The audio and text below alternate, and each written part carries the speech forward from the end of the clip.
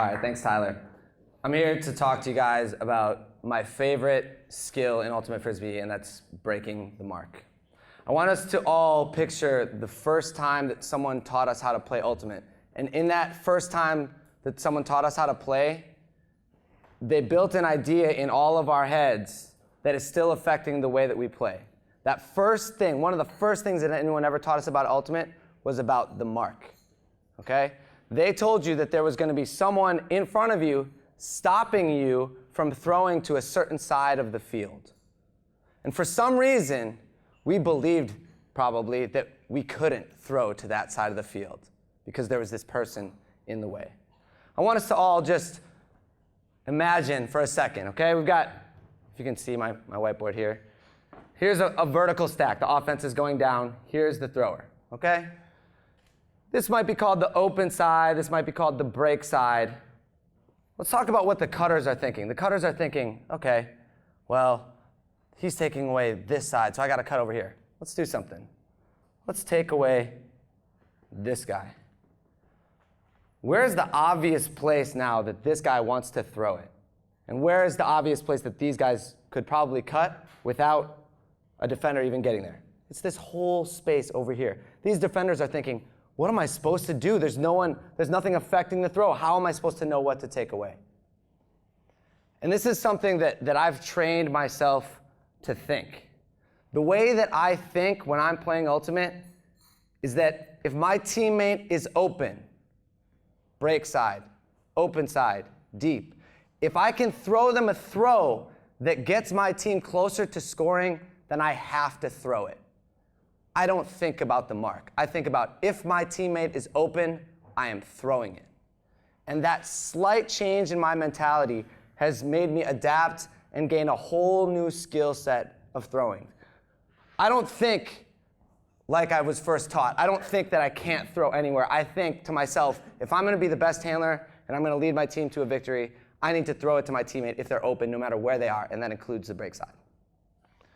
So my goal when I'm breaking the mark is to throw a flat throw to the break side that gives my team a better opportunity to score.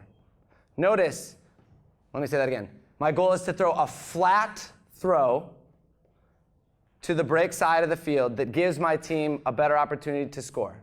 My goal is not to maintain possession of the disc. Sure, maintain possession of the disc. Oh yeah, most important thing. Not on the goal line. If my teammate is open, I don't want to just maintain possession. I don't want to get fouled. I want a goal. And so I have to have a skill that allows me to get a goal, not just maintain possession. So that's what my goal is to throw a flat throw that gets my team better position. And notice I say flat throw. It's got to be a flat throw because if the conditions change, if I'm throwing a bendy throw or a curvy throw or a bladey throw, the wind is going to affect that throw. So it's got to be a flat throw when I'm throwing a break throw. So to me, there are 3 keys to breaking the mark. The 3 keys are manipulating the mark, different release points, using them effectively, and pivoting effectively. And I'm going to go through each one of those things. I'm going to explain what I mean by those. And later on, I'm going to talk about how to practice those things. The first key to breaking the mark is manipulating the mark. Now, this is the one that's the most common, and we know about this thing, okay? It's also generally the first thing that you do if you want to break the mark. People generally think of manipulating the mark as faking or moving the mark. That's one element of manipulating the mark. You have to move the mark. You need to, if I want to throw somewhere, I need to get my mark out of the way. Sometimes you can do that with a fake. Sometimes you can do that with a pivot. Those are the common ways that we think about it, okay? So we're going to talk for a second about moving the mark. Tyler, can I get you up here for a second? So you know I'm going to be throwing some discs out at you. Be ready. Don't throw it back. You're just going to funnel it all the way to Titus over there. Give it a round of applause for Titus real quick. Yeah, Titus. Okay.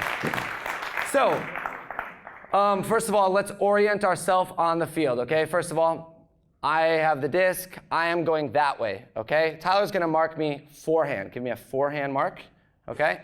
So he's marking me this way. But now, just so everyone can see, so here's my field. It's going this way.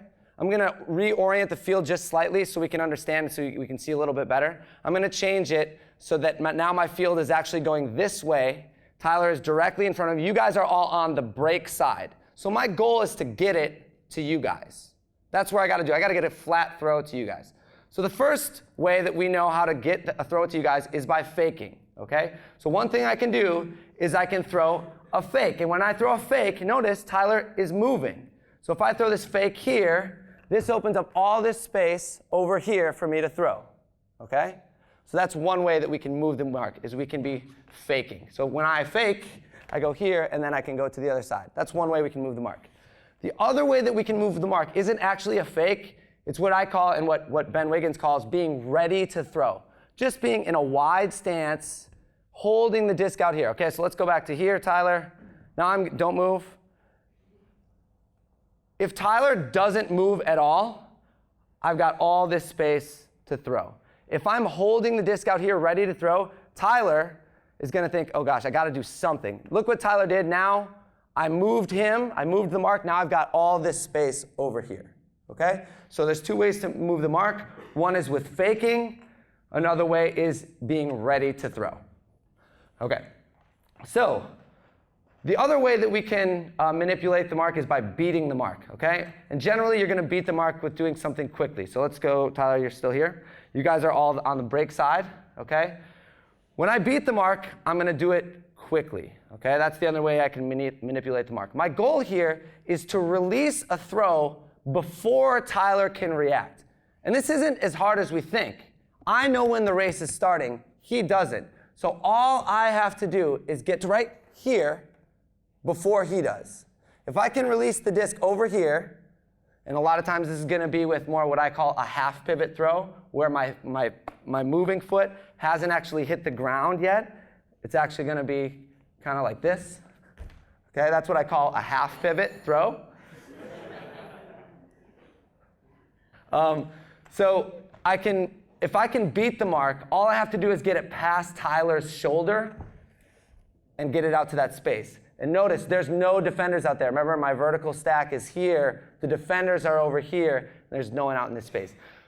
When you beat the mark with quickness, a lot of times it's not going to be for a lot of yards. I can't get a lot of oomph or a lot of velocity on this throw right here. It's just going to be a quick throw, okay?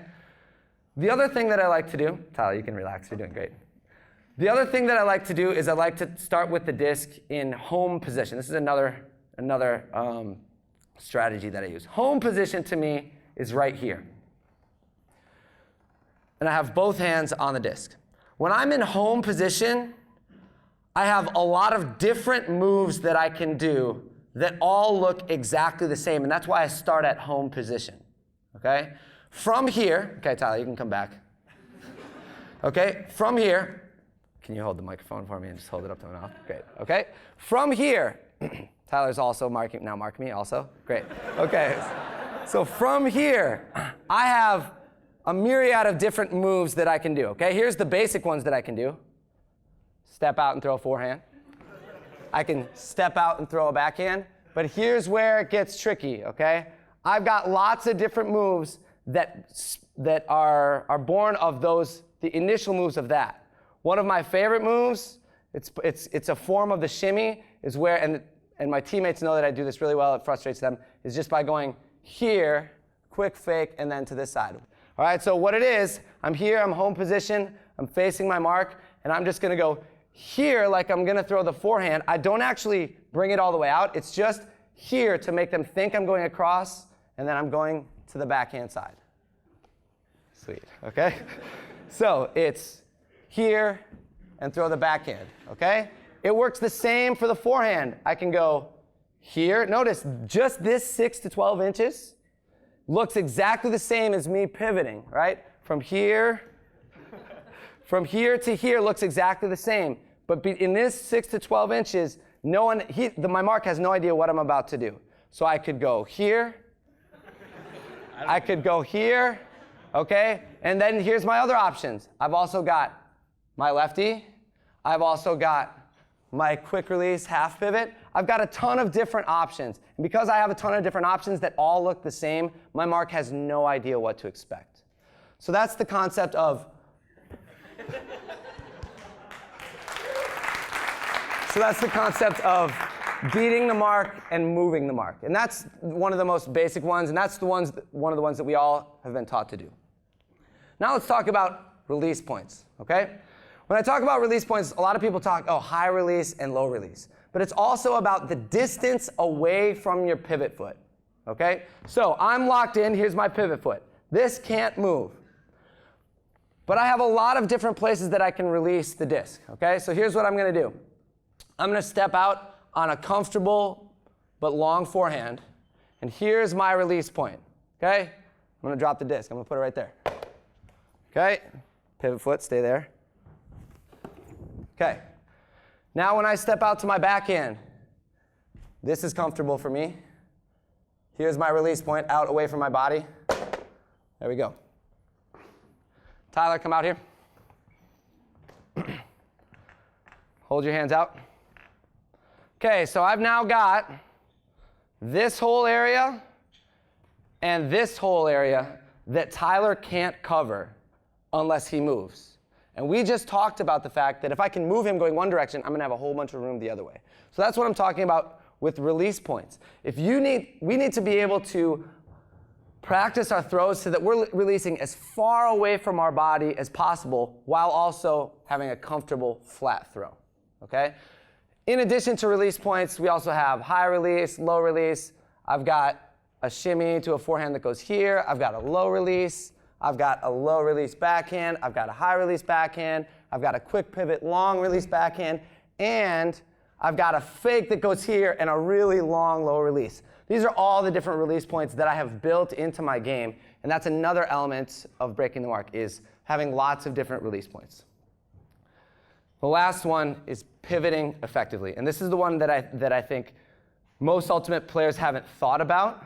And I think it's actually the one that we can change easiest and have the biggest effect.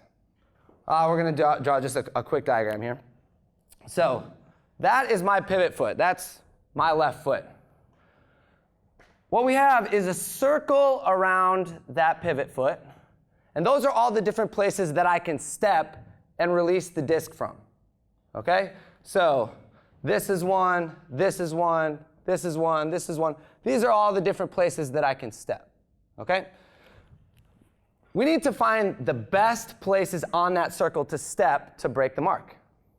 So let's say that my target, my goal of throwing, the place that I want the Frisbee to end up, not where my receiver currently is, where I want the Frisbee to end up is here.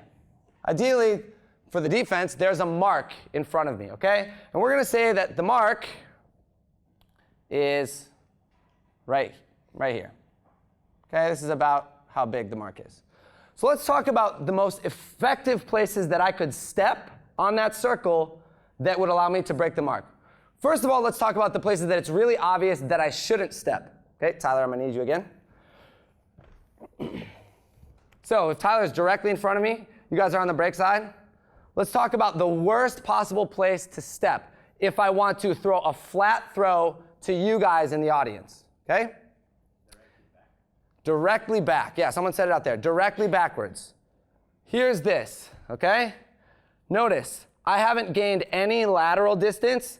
I'm here or I'm here. I'm not even worried about whether or not I'm balanced or not. I'm saying that if I wanted to throw past Tyler, I probably couldn't, okay? So on the board, that's this right here.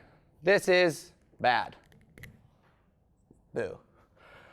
All right, so the other place that I can't step, remember, I want to complete a throw. I don't want to maintain possession.